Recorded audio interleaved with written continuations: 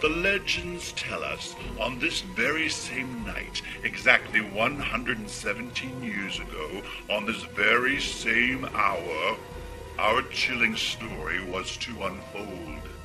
It has been handed down from one generation to the next, this haunting tale of the first headmaster of the Chester School.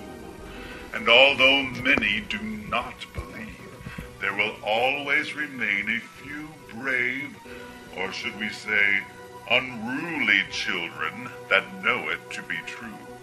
And for those who made it out alive, they won't be sneaking into the old school at night again.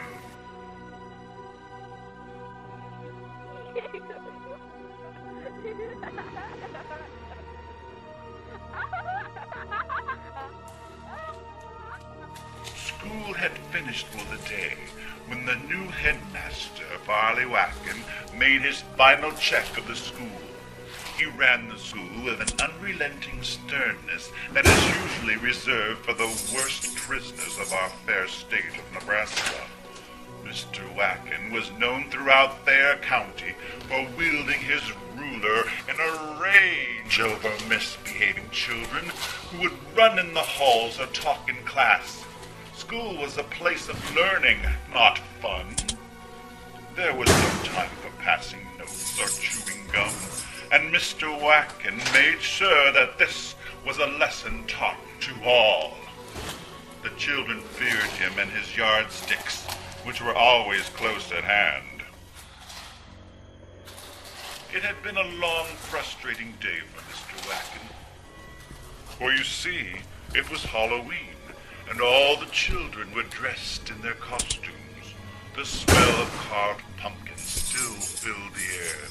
It was said that Mr. Wacken didn't like Halloween, especially the trick-or-treaters, and most people believed that Mr. Wacken didn't even like children. He had no use for carved pumpkins with their hollow, glowing eyes, or bobbing for apples, or the other tomfoolery that came with this cursed day. And he certainly wouldn't be handing out any treats to the little beggars. Halloween is a pagan holiday for witches. They should all be hung in the oak tree out front, he mumbled to himself as he limped through the school, locking doors. This is not a time of celebration. He was glad that it was over, and anxious to leave the cold, dark halls behind. It was time for him to return to the tranquility and comfort of his own home. Nobody believes in ghosts anyway. I can't understand why anyone would want to dress up like one. What was Timmy's mother thinking when she put that sheet over that child's head and sent him off to school this morning? What have parents come to? Don't they have any pride in their children? Don't they teach them any manners or how to behave? Especially the Nooch kid. He's always in my office for fighting. I should have stayed in that gambling town in Nevada. Why did I take this job and move to this village in the middle of nowhere where people let their unruly brats run free in the streets? They should all be collared and tagged, and that boy Buck ought to be kept on a tight leash. And the next time that little Tommy Russell turns off another hall light, I'm going to give him a whack across the back of his knuckles that will sting for weeks. However, that new kindergarten teacher, Mary Tipton, is pretty cute.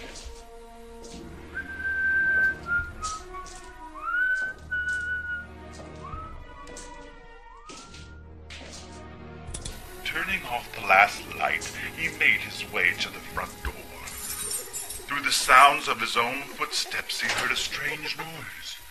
It was coming from an upstairs room. What could that be? He thought to himself. I checked all of the rooms, locked all of the doors. The school is empty.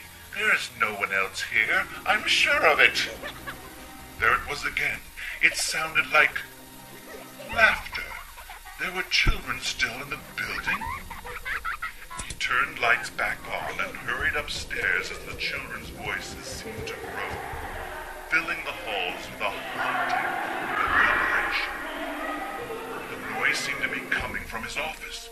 Mr. Wacken grabbed a yardstick as he headed there to teach these unruly children a lesson or two. He threw the door to his office open, catching only a glimpse of the children. He swung the yardstick wildly from side to side. "What mischief are you children up to?" he yelled. "I'll show all of you little brats why you shouldn't be playing around in the school at night!" He screamed with authority as he heard them running down the stairs toward the basement.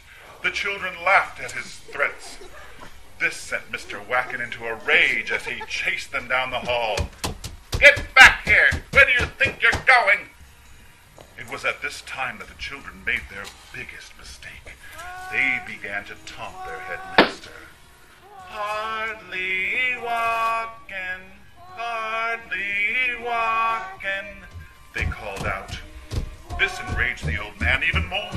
He continued to limp after the children down the stairs and into the cold, dark basement.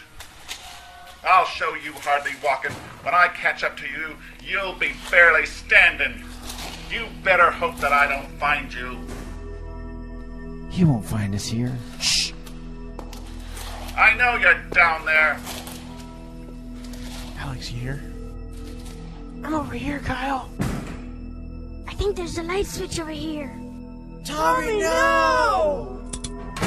Aha! Thought you could hide, could you? Oh, stop it! Go away!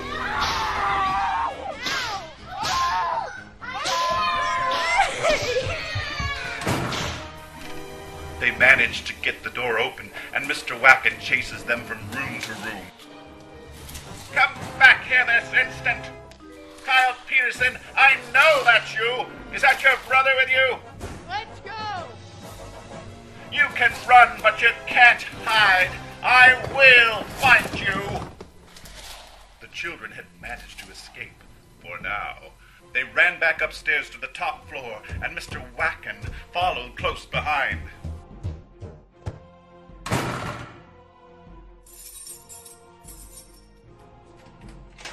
"Ha! Now you're trapped. I've locked all the other doors that lead downstairs. Now, where are you, my children?"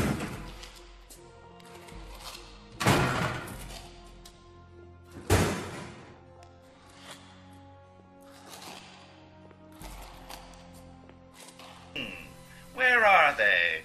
They couldn't have gone up in the attic, could they? Farley Wacken had them. He knew the children were hiding in the damp, dark attic. "It is high time that these horrid little creatures get their just desserts. Children, would you like some treats?" Farley limped closer and closer to the attic's entrance. He pulled on the rope that lowered the staircase.